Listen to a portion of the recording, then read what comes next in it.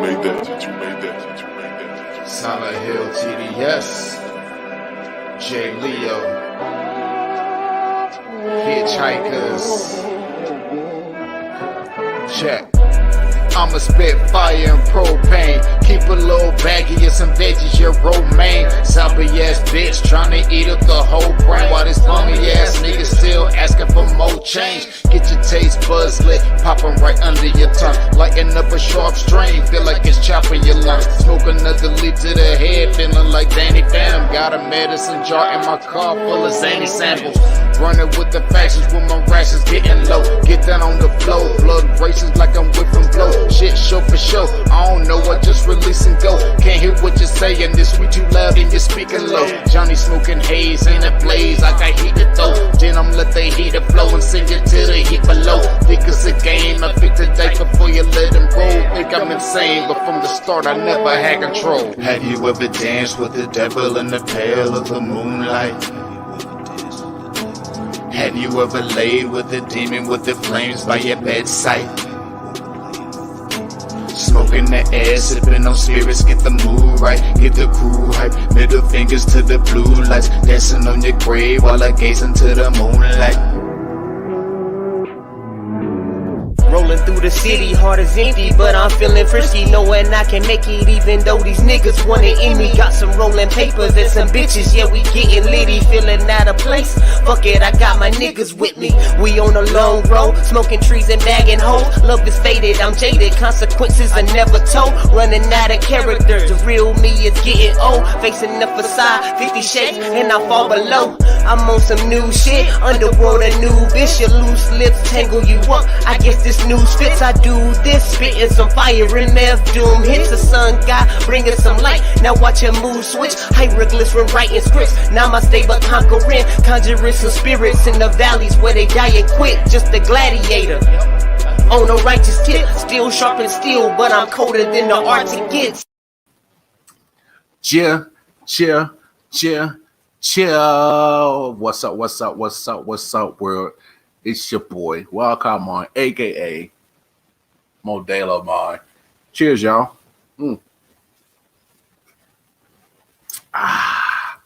Telling y'all, Modelo gets better by the day. I'ma say it every day till Modelo cuts that damn check for all this free promotion I've been giving y'all motherfuckers. So show some love to the nigga, for real. Anyway, excuse me for not participating in a show last night. I took a personal day. It was 420, so I did partake in that, celebrating. But 420 is every day for me. But you know, just I was emotionally there. You know, there's a lot of stuff with the you know, of course, the Derek Chauvin stuff, the girl in Columbus. I don't know. Hey, Stephanie, how you doing? How was your 420? I'm kidding, Stephanie. You probably don't smoke. Oh man, Bones, what's up, my brother? Hey, I know. You know, like I said, I took time off yesterday. I was celebrating 420. And I had personal stuff, you know, just I wasn't in the right headspace with you know, a lot of social stuff going on. But let's get all the preliminary stuff out the way. All right. Y'all going over to the website www.ioftenwonder19.com. That's where you get all the information, including you know, what we got going on with I.O.W. Sports, I.O.W. The whole network. Of course, the podcast that started it all, the I Often Wonder podcast. Daddy Cooks, R. Bob, LJ Presents. I mean, we got a lot of stuff coming down the pipe. And of course, if you don't know already, going over to the for the Apple and iOS users, Man Down Podcast Network. What up?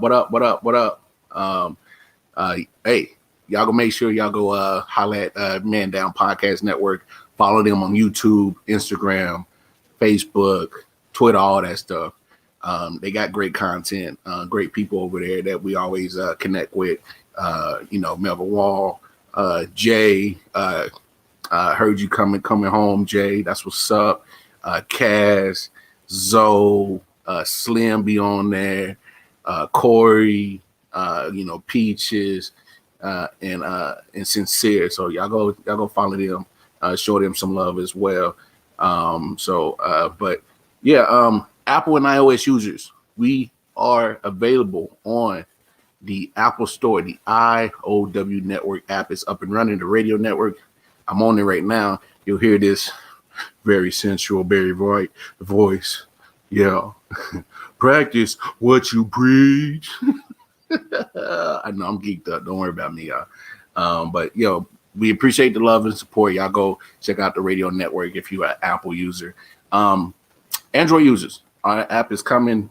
We have been messaging back and forth with people that come up with the apps, and they are getting there. They're getting close. Of course, we always got the merch. So we always got that. So go support that. That's all that at the website. But shout out to my man Ford Water, aka Silent Hill. You see the name scrolling right now. That's my guy right there. Him and Jay Leo. Y'all go check them out on YouTube. Hitchhikers. They have provided me with the theme song for the I.O.W. Sports Late Night Owl Edition show. Of course, the song is Pale Moon Devil Dance. So y'all go shout them out. Go support them. We big on that. You dig? What about Obama phones? Oh, that boy B. What? Obama phones? Damn. Is you that broke? Gotta get the Obama phones? Hey B, how cheap is that? Is it almost as cheap as a Life Alert phone, or like a Cricket phone, little bird chirp phone? You did? Let me know. I might need that just in case. I need to live a double life. I don't know. I'm kidding. Anyway, as we do, you did. We are going to get to laugh of the day. I always got to start my show off with a good old little laugh. If you got kids, you'll enjoy this one for sure. All right. I'm big on starting my show off with a good old little laugh. All right. And I saw this and I died laughing. We gonna get right. Hold on. I'm over here messing up and showing the whole video before I get everything set up, because I need y'all to hear this. Oh, this shit's hilarious. All right.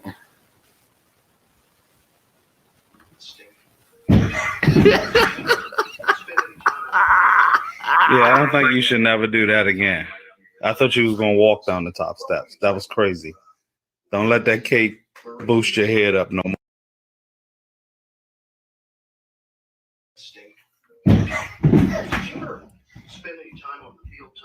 Yeah, I don't think you should never do that again. I thought you was gonna walk down the top steps. That was crazy. Don't let that cake boost your head up no more.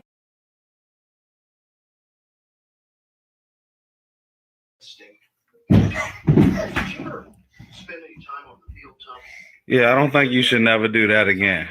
I thought you was gonna walk down the top steps. That was crazy. Don't let that cake boost your head up no more.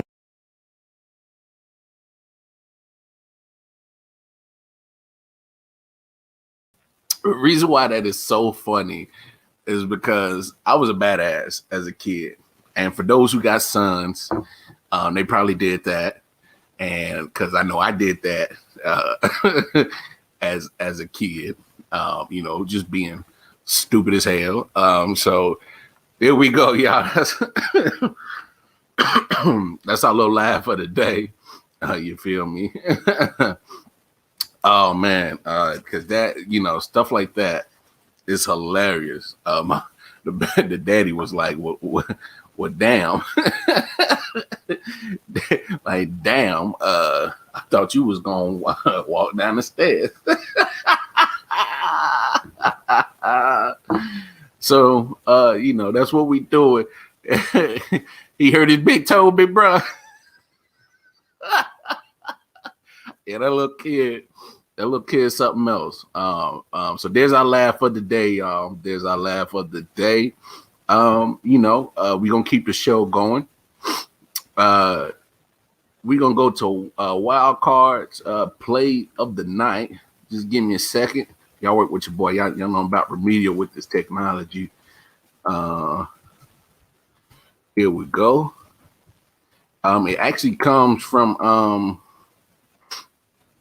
Joel Embiid. And normally I don't, do a clip of an almost shot, but this almost shot was damn near better than people's regular shots. So I'm gonna set it up. It's like 0.08 seconds left in the game. Chris Paul's at the line, and you know what? Y'all just take a look. Chris Paul with 18 of his 28 in the second half. Missed it, and Embiid. Oh! Wow! Almost made it. Wow! That almost went in. Seriously! Watch this. First of all, I can't believe he missed it. But then JoJo, clean rebound, one motion. Look at that. That would have been a sports forever. Wow.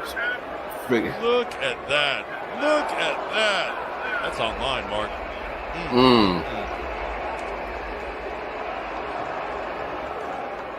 The presence of mind, right? Look at that. On target. Oh. Can you imagine that would have went in? Wow. So I mean, look at that. It's 0.08 seconds. And first of all, I'm with the announcer. Chris Paul is good free throw shooter. And I'm big on this with basketball. With free throws, it's free throws. At some point you got to block out that pressure, make the easy baskets. It's free points, and time and time free throws could kill a team's game if they ain't hitting their free throws. But you see Joel Embiid right there, who deservedly needs to be in the MVP conversation. Yes, he does. He needs to be in that conversation, no doubt. But this is presence of mind to knowing that you have 0.08 to shoot. He comes down with the rebound and literally in just one motion was accurate with it. And literally just the basketball guys just kind of rimmed it out for him. But my God, I never seen nothing like that. In that moment of the game, that's fourth quarter, 0.08, down 3. You got lucky with Chris Paul missing the free throw. How you gonna get away with that? And, hey, that's a wild play. But there you go, top play of the night, the almost full court heave throw from Joel Embiid. Like I said, I normally don't hype stuff up like that because it's a miss, but damn it, that almost sent the game into overtime. And that was pretty dope to do all that in one damn motion. Man, let's get down to today's few topics that we got lined up. So, of course, the news dropped yesterday. Derek Chauvin guilty on all 3 charges. Look, I didn't celebrate. I wasn't hooping and hollering and all that because, and I want to wait till the sentencing. Let's get to the sentencing part. And then you got it's just one case out of so many instances that cops won't get charged when it comes to social issues like this. But since we are a sports show, I'm gonna stay away from the social part of this mess, and I'm gonna kind of stick with the sports side because even though sports and social issues are starting to intertwine with each other, they're starting to gel and mix with each other. My biggest thing is with ownerships of these sports teams. You see all the Black Lives Matter on the basketball courts. You see racism on the football fields. You see the patches of names of people that have died of senseless murders. You see all the symbolism in sports nowadays. And so, as much as I like to see that, where's the evidence for sure that all these major sports leagues are putting their money where their mouth is? And not just their money, because we know they're billion-dollar entities, but their influence. Because this is key. When you are a billionaire, you don't hang out with broke niggas like me. When you are a billionaire, you hang out with people that are pretty much in the same circle as you, influential people. You're rubbing elbows with politicians, mayors, governors, lawmakers, legislators, other CEO of other billion-dollar entities. You're rubbing elbows with these people. You know what I'm saying? So here's my thing with these owners, 32 owners in the NFL, 30 owners Major League Baseball, 30 owners in the National Basketball Association. You know, I think it's 28 or 30 owners, National Hockey League. You know what I'm saying? I'm not sure of all the teams in the Major League Soccer, but there's owners there. You guys are part of that point, that 5%, that elite people. They are. And if they're not, they're rubbing elbows with these people. So I'm challenging y'all to not just be an owner of a team that is getting the benefits, especially in major and National Basketball Association in the NFL, especially when you are almost 70 to 75% black. You guys got all this symbolism. I get it. It's cool. You know, Super Bowl, they pretty much jammed social justice down our throat. Every commercial was social justice. I get it. Do more than give me fucking symbolism. Do more than that shit. I need your influence, not just your money. It's cool to, you know, set up little programs to send schools, money for historically black colleges. I applaud that. Thank you. Cool. It's cool to set up scholarships to underprivileged kids. I get that. Thank you. But go beyond that. In order for the system to get changed, it has to get changed by the people that can make those changes. And you owners rub elbows with the people that have the influence to make that happen. Go beyond symbolism. Go beyond just doing what y'all do, what y'all saying, what y'all putting out on social media and in front of the cameras. Go beyond that. Because at some point, we get tired of talking about this shit, especially as black folks. I ain't speaking for all my black people. I'm speaking for me. I get tired of having to have this conversation every fucking month. You know, my kids haven't reached that age to grasp the situation. My two daughters are about to be 6 and 4 years old. And my oldest is autistic. So she, you know, her thought process is not even thinking about social issue. But she still could be a victim of some shit like this. So I haven't had that chance to have that conversation. And hopefully when they get to that age, hopefully we are in a better chance and a better place in our society where this isn't a regular issue. Because the biggest problem is we are talking about people who just want to live their life, and it gets taken away from them. And in a split moment, decisions are made that are permanent. When things can get, you can't tell me you can't de-escalate certain situations.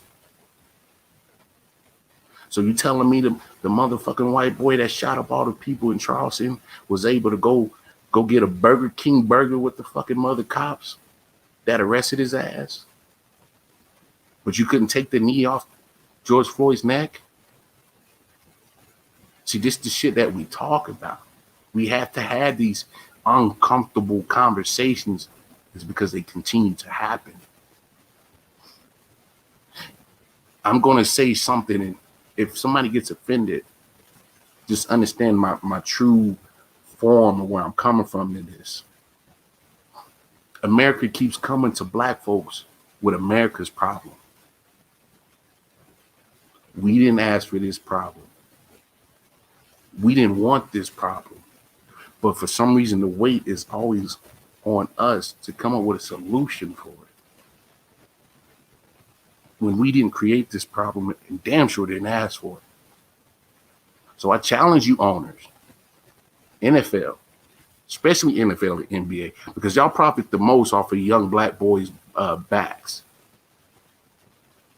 So let's not sit here and just make it, oh, we appreciate what you do getting us rich, but fuck your community. Nah, because that's what it looks like when you don't stand up for the people that get you rich. That's what it looks like. So I challenge you owners. Y'all rubbing and touching elbows with the people that can make the changes. Talk to them. So, let's fix this shit. It's going to take all of us. It's going to take, and I mean this with all sincerity, it's literally going to take all of us. Yeah. Hey, I'm with you, Stephanie. There's really nothing to celebrate when we're talking about just human rights. Justice was served. Damn right, it was. But damn it, we need to get back to just, the community's fractured, y'all. It's not just one community, it's the whole community. And I say the whole community is because we're not interacting like it used to be. I remember growing up and knowing all my neighbors. I used to get ass whoopings from my neighbors. That's how tight-knit we were as a neighborhood. I used to get my ass whooped for acting up. If my parents running around, they gave neighbors permission to whoop my ass if I was acting a fool. That's how it used to be. Come on, y'all. Hugs to you too, Steph. We gonna make it, America, but it's gonna take all of us. But I challenge especially y'all owners of all these, y'all are billionaires. Y'all are rubbing elbows with the people that can make the changes, the necessary changes, the laws that needs to be changed. So it's cool to have all the symbolism, the end racism, we stand united, Black Lives Matter on your football field, on your baseball diamond, on your court. It's cool. It's cute.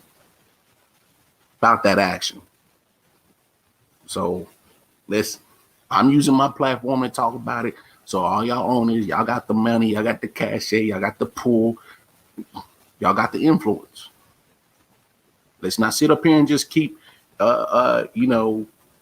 profiting off the backs of colored people and not really give a damn about them. Come on now. Let's do better. Come on now. All right. So, of course, with the Derek Chauvin verdict coming down, guilty verdict, there was, plenty of opinions made and things said, and of course, one of them being Mark Davis of the Raiders. Y'all take a look at this. The Las Vegas Raiders sent a tweet that read, "I can breathe," after Derek Chauvin was found guilty of the murder of George Floyd on Tuesday. The tweet drew backlash for being tone deaf and its similarity to a phrase echoed by NYPD supporters after a New York City police officer killed Eric Garner by putting him in a chokehold in 2014. Pro-police demonstrators wore shirts with the phrase, "I can breathe," as a counter-protest to those protesting police brutality. Raiders owner Mark Davis admitted that he was the one who sent the tweet and did not do so to incite pro-police sentiment. Davis said that the tweet was inspired by a phrase from Floyd's brother Philonise, who said, "Today, we're able to breathe again." After Chauvin's verdict. "That's my tweet," Davis told the Las Vegas Review-Journal. "I don't want anyone in the organization taking heat. I take full responsibility for that. I was driving home from a meeting when the verdict came in.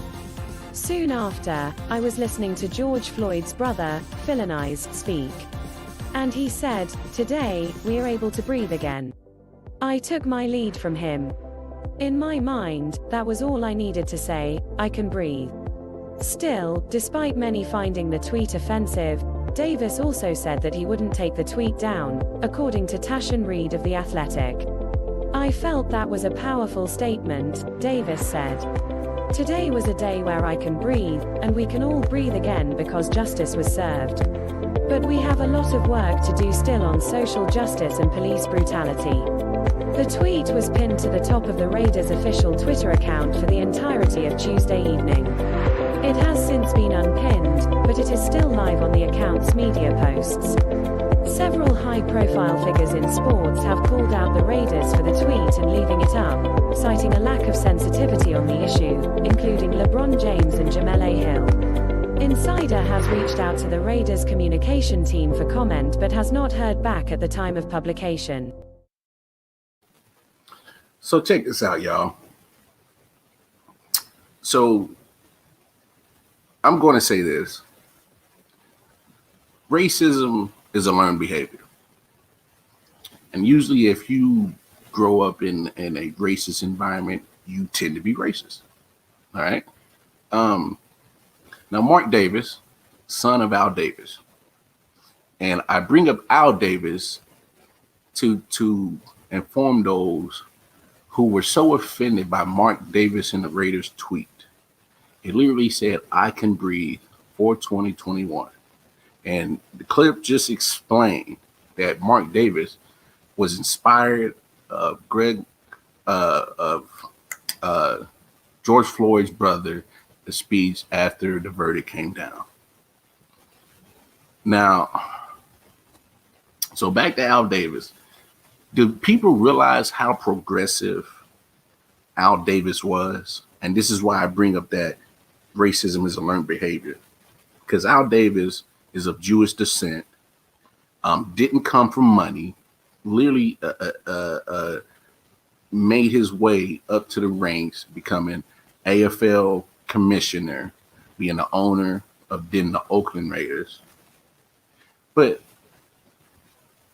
people need to realize, and if you want to really know a story of Al Davis, go watch the ESPN 30 for 30, Al Davis versus the NFL. So check this out. Al Davis was very forward-thinking and very progressive with a lot of stuff, and especially when it comes to social issues. Al Davis hired the first ever female front office exec in Amy Trask. He hired one of the first Latino coaches in Tom Flores. He hired one of the first black coaches in Art Shell. You know, there's a story that in the 60s, down in the South, when I guess the Raiders would go to certain different exhibition areas to play preseason games or something like that, there were still some, segregated hotels. He decided to pull his team unless all his team was able to stay in one hotel together. That's the kind of guy that Al Davis was. So it's not too far-fetched to believe that Mark Davis comes from the same tree. And this is why I said that racism is a learned behavior. Al Davis not only talked about being inclusive, but did inclusive things. I mean, drafted one of the first black quarterbacks in the first round, Eldridge Dickey, in 1968. So, people are going to have their opinions and saying it was offensive with the tweet. But look, here's the thing. Why are people getting offended when Floyd's family himself put out a statement, and I read it. And this is coming from Illinois Floyd, who seems to be the family spokesperson right now. He says, on behalf of our family, I would like to extend our deepest gratitude to the Las Vegas Raiders organization and its leadership for the support of our family and for our nation's ongoing pursuit of justice and equality for all. Now more than ever, we must come together as one and continue on in the fight. For the first time in almost a year, our family has taken a breath, and I know that goes for so many across the nation and globe as well. Let's take this breath together in honor of my big brother who couldn't. Let's do it for George. To me, that should be the end of the argument. Why are people trying to come at Mark Davis? Because he felt inspired by Floyd's brother and put out a tweet. Okay, I understand people want to say it's tone deaf, but understand the context, the intent of his tweet. You know, I was watching, all the sports shows today talking about it because I knew somebody would have something to say about it. And I'm just baffled that a lot of people probably just didn't gather all the information of where Mark Davis and the Raiders were coming from this tweet, and he opened their mouths. You know, you saw in the clip that one of the people that tweeted was, of course, LeBron James. Now, check this out. I've always supported LeBron James when it comes to off the court for his philanthropy, for what he does of bringing awareness to social issues. I've always applauded him for that. I've never been big on him on the court. I respect his talent, and that's coming from a Lakers fan. I didn't even want him on the team, but he's on there. He got us number 17. Thank you. Whatever. But check this out. You know, sometimes when it comes to celebrities and stuff like this, sometimes I prefer that you guys gather all the damn information before you start typing and tweeting and talking in front of cameras. And so sometimes just chill. Gather information. You know, one of the most powerful tools in life is knowledge. For real. More powerful than money sometimes. More times than not, is more powerful than money. Knowledge is so damn powerful. You don't believe me? Go ask all these government officials when they do all this damn espionage shit with, dealing with other countries. It's an information battle.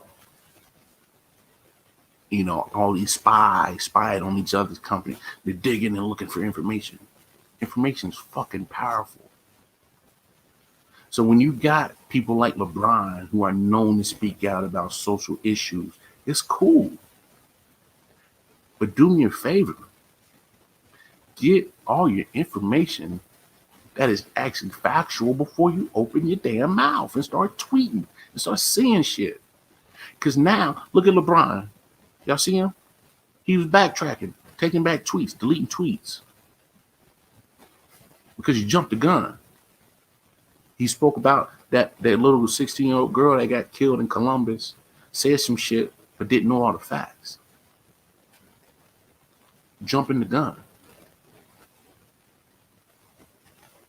So sometimes, I know we are fans of these celebrities. And unfortunately, whether we like it or not, your kids are fans of these celebrities. And they hang on to every word that they say. They hang on to their actions that are publicized in the media. So you damn people with this platform, sometimes y'all got to recognize that before you say something, please have all the facts. Because there's going to be some kid out there that's listening and watching and hearing and seeing what you're doing.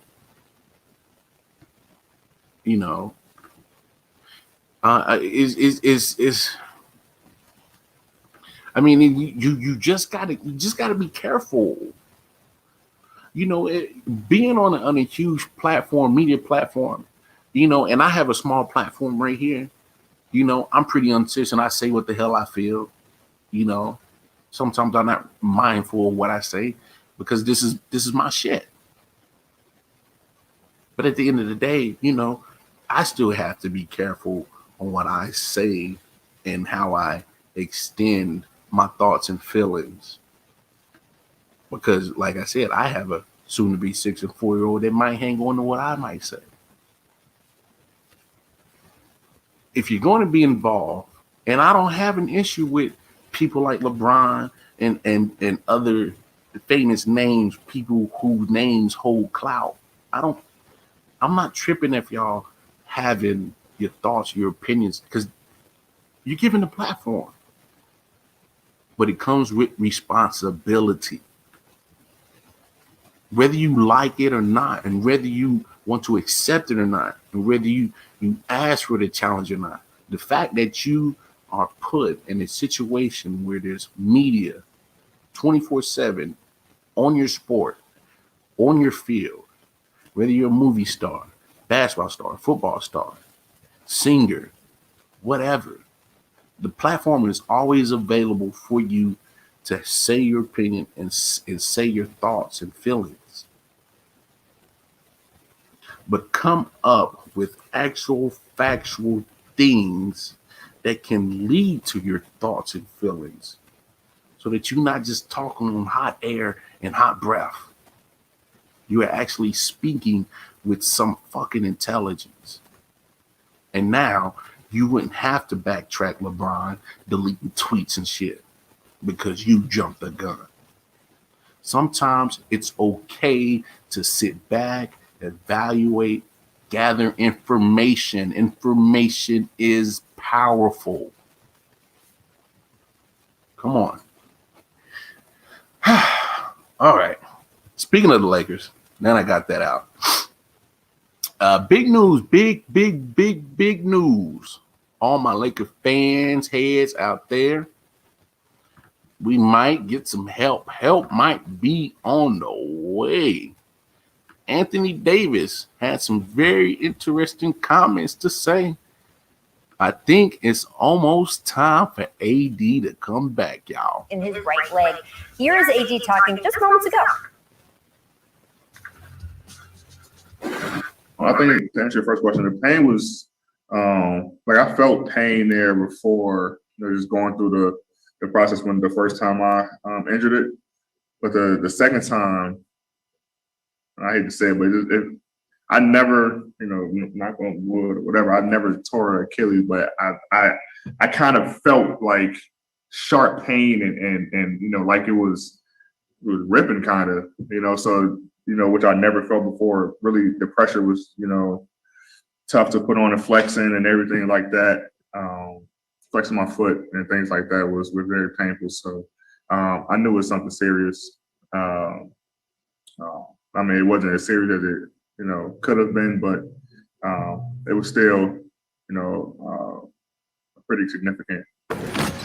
If you feel good tomorrow, is the plan to play? Yes. So a little scary, but good news for AD there. Vogel also said LeBron has progressed. Oh, yeah. I'm excited. As a Laker fan, that's music to my ears. Because, man, it's been tough. Now, I give the Lakers credit, the players who are playing right now. THT, Montrezl Harrell, even Kyle Kuzma, Marc Gasol, Kentavious Caldwell-Pope, Caruso. They've been a little bit inconsistent, but they've been keeping the boat floating. The ship hasn't sank. So, at the time of the injury, they were about a game and a half back out of first. They were in second, behind the Utah Jazz. Then AD and LeBron go back. So now they're in fifth place, 8 games out of first. So not too shabby. I mean, let's be real. You lose your top 2 scorers, your top 2 production people when it comes to offense. Numbers are going to go down, and wins and losses are going to be a coin flip. It happens. But man, that's great news to get Anthony Davis back. I don't care what nobody say. And you know what? I'm saying it. Lakers are going to win the championship. I said it. It's not too far-fetched because I looked at it and I was thinking about it this way. If you're looking at the landscape of the NBA right now, it's a lot of injuries. So from the time that the last season ended in the bubble, the last game of the finals, and the beginning of this new season in December, 71 days, probably the shortest off season ever. And of course, the Lakers were part of that finals. So they were one of the last teams to have, begin their off season. So they literally had 71 days in between seasons, which normally you get from July to October off.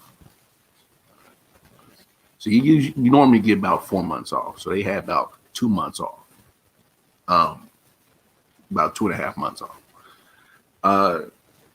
And I was thinking about this the other day.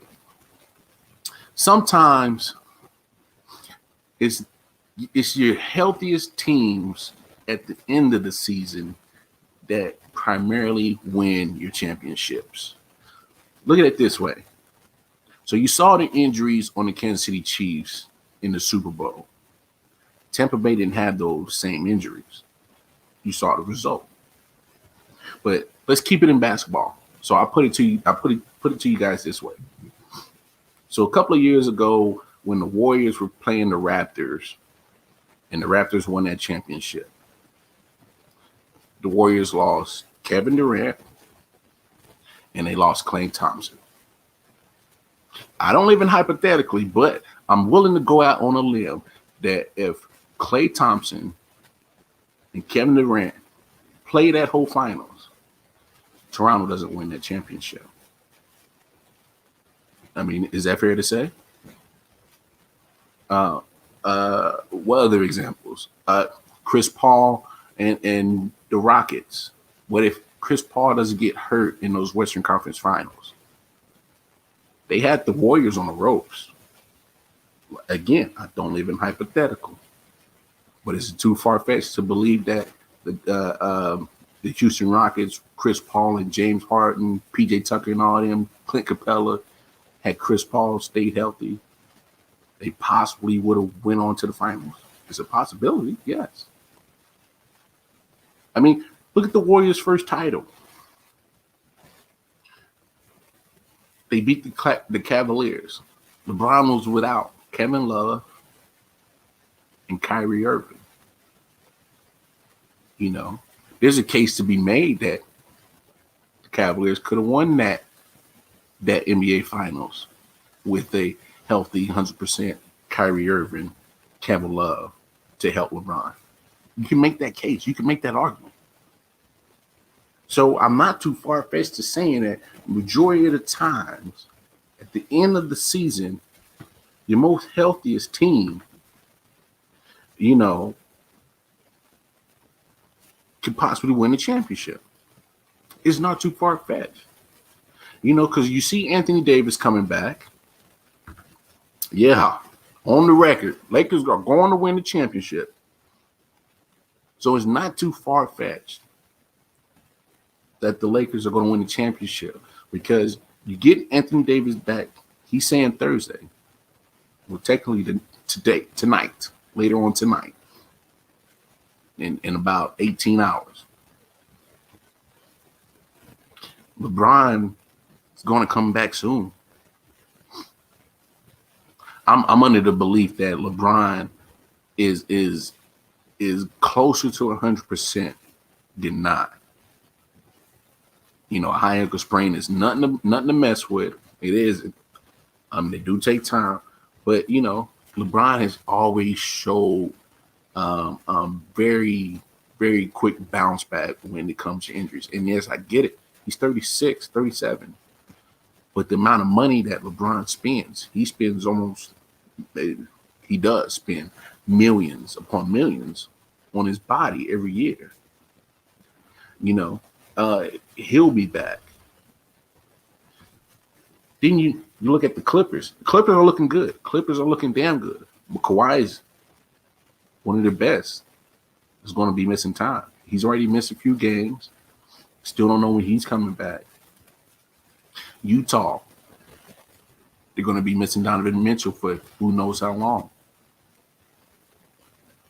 Phoenix is inexperienced.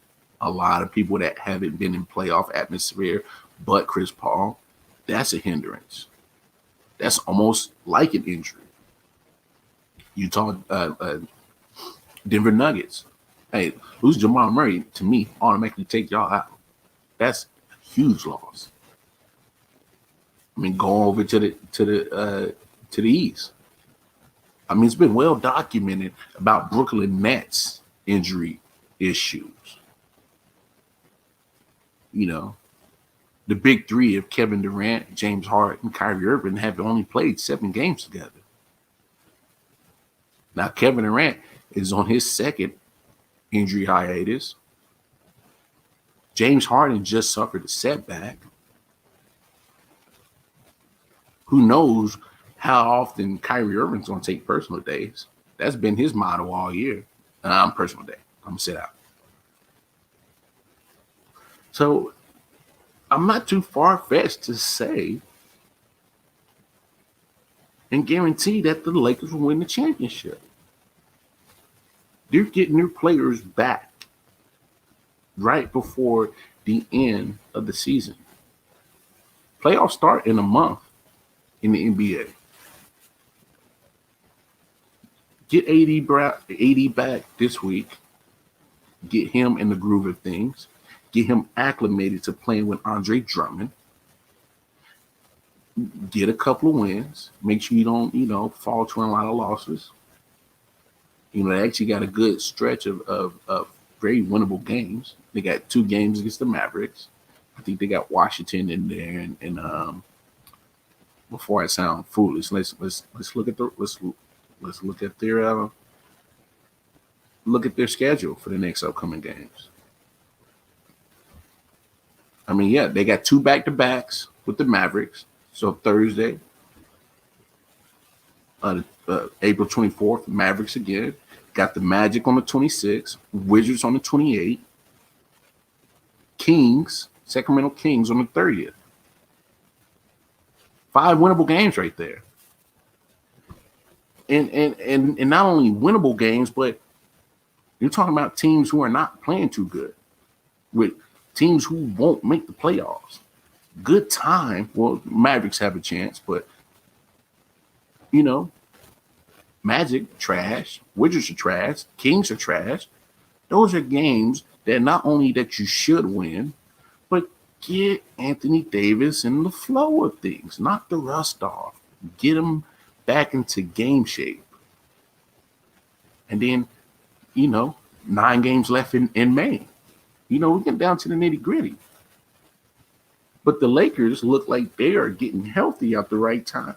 When other teams in the league with best records are losing players, Lakers are getting players back. They're in different opposite spectrums of this. That's why it's not too far-fetched to say that the Lakers are winning the championship. You heard it. I said it. I stand by it. And that's not me being a Lakers fan. That is me looking at the broader picture. I gave y'all examples of certain teams or players or certain championships that have been swayed by injuries. If you manage to be the healthiest team at the end of the year, you are more than likely, you make your odds better of winning the championship. You can't win a championship if your best player aren't available. Yeah, you got there, but you got to finish the job. You can't finish the job if your best players aren't available. Lakers are starting to get their players back. Other teams are losing players. Two different things. Lakers, 2021, 2022 NBA championships. Back-to-back champions. Number 18 is on the way. I said it. I mark it down. Take a picture of it. I don't care. I said it. I stand by it. Speaking of stand by, man, these damn Philadelphia Eagles, you know, I'm a Chiefs fan. Y'all know that. But if I was an Eagles fan, I'd be irritated right now. I'd be highly irritated. And because they are not saying things in the media that shows that they are standing behind Jalen Hurts, who they drafted last year in the second round, already having Carson Wentz on the roster. Jalen Hurts then gets into playing football pretty much in 4 meaningless games. Well, the first 2 meant something, but it didn't matter because they pulled him in the final game. But you know, that coach is no longer there. Neither is Carson Wentz. But just I need y'all to hear this mess of Nick Sirianni, who is the new coach, and Jeffrey Lurie, who is the GM. But y'all listen to this, man. This is foolishness.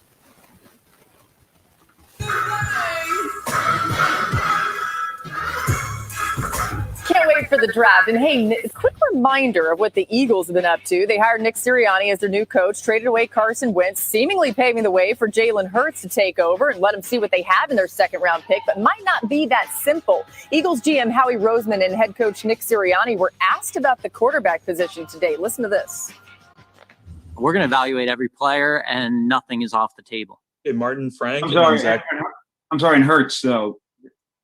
We didn't get an answer on Hurts. Or Nick, maybe Nick can answer that. Yeah, I mean, to name any starters at this particular time, we've been working with these guys for 2 days, right? We've been working with these guys for 2 days. My biggest thing is competition. Again, we've talked a little bit about my core values. It's my second core value. It's this team's second core value. Competition's a huge thing, and we're going to have competition at every position. So, Ryan, I mean, they're having a competition at the position. You thought that was really funny. So let me just start there, RC. We're rock, paper, scissoring here. He did say I'm a big rock guy, by the way, so we're clear. Oh, I'm usually scissors, so you would beat me. RC, what do you think? You know, I think this is crazy. When you look at the whole offseason saga of the Philadelphia Eagles, many people thought that they were going after Nick Sirianni so they could keep Carson Wentz. Obviously, he gets traded away to Sirianni's former team. And then when you have Jalen Hurts in the building and you trade back, it's thought that Jalen Hurts is your guy. There isn't a world between Jalen Hurts. That's Ryan Clark speaking right there. I just wanted to cut it off. We're getting short on time, but that didn't sound like a coach and a GM 100% sold on a player that you drafted in the second round in the draft last year with Carson Wentz on the roster.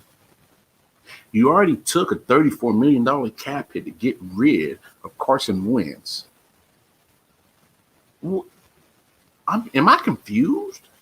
You should stick by this guy. You should be saying, hey, we're going to do all we can to help and support Jalen Hurts in his progression as a quarterback. We're going to surround him with the best quality offensive linemen that we can. We're going to surround him with the best offensive weapons that we can, which, by the way, they haven't really done. They're pretty much their tight end, Zach Ertz, who's literally one of the top 5 tight ends, wants out. So they're not even doing anything to keep him happy. So what exactly what the hell is Philly doing? What the hell is Philly doing? I mean, what other option is at quarterback? You signed Joe Flacco this offseason. That's your other quarterback on the roster right now. You telling me you're going to have an open competition with Joe Flacco, who should have been retired, over a guy you drafted in the second round? I know, I get it. You're a new coach, new regime. You want to run things your way. You want the quarterback you want. But you have an absolute great talent in Jalen Hurts. Why don't you say, hey, I'm going to work hand in hand with Jalen to have him accelerated in learning my offensive system so he can be the best he can be. I hear none of this talk. I was afraid of this when they traded Carson Wentz. And if anybody has seen the day stream of the I.O.W. Sports with myself and Detroit Mail on every Thursday and Monday at 3 p.m. Eastern Standard Time, I've said before, I don't feel that they're doing enough to support Jalen Hurts. If you're not going to support the man, then why did you take him in the second round? You go get a quarterback, any team, in the first or second round, you're expecting them to play at some point. Literally. Because you don't waste picks in the first or second round that high up for nothing. Just to rot on your bench unless you're Green Bay. That makes no sense. But what the hell is Philly doing? Philly is literally blowing the chance to take that division. Everybody knows the NFC East is one of the weaker divisions when it comes to football. Go support your man. Show him the love and the respect that he deserves. He's sacrificing all he can to be a better quarterback for you franchise. So show the same respect. I understand it's a business, but he didn't ask for you guys to draft him in the second round, but he's there. He's your best option. You're not getting one of these great quarterbacks. You already traded out that number 6 pick. You're at pick 12. You're not getting elite quarterback at that pick. Majority of the elite quarterbacks, by the time pick 12 comes this year, next week, they'll be gone. Trevor Lawrence, gone. Zach Wilson, gone. Trey Lance and Justin Fields, probably gone. That leaves you with Mac Jones. Have fun with that. I can go on and on about how Mac Jones shouldn't even be mentioned in the first round. But that's for another show. All right, y'all. We have reached that time that I will bid you guys adieu. It's been a pleasure chopping it up with you guys, like always. Look, it's been a hectic week, y'all. It's been a real hectic week. But we're going to get through it. And we're going to get through it together. All right? So with all that being said, y'all go check on your peoples. Go make sure they're good. Make sure they're fine. And most importantly, love somebody, hug somebody. Hey, y'all take care of yourselves, people. It's been real. God willing, I will see y'all tomorrow. Peace.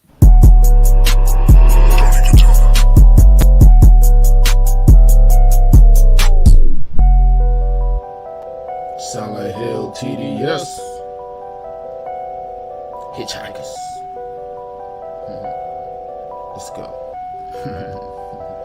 Yo. Pick and roll with the bowl, whoa, watch the smoke unload. Let my soul sink into the flow, feel the flames below, ready to go. Light another pack, watch the blunt roll, let it go.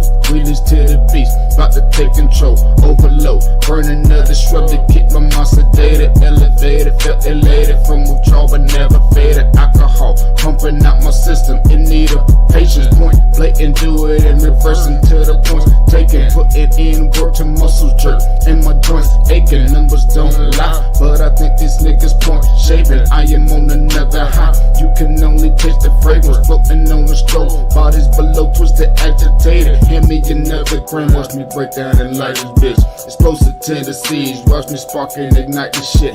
Put the game in a chokehold with a tightened grip. Niggas inciting shit, hoes peeping, they bite their lips. Cold hearted bastard, give a hot bitch an icy kiss. Take a buzz to another level and heighten it. My karma is Dalai Lama, the smoke for enlightenment. Nigga drag me to hell with all the hounds and Leviathan things.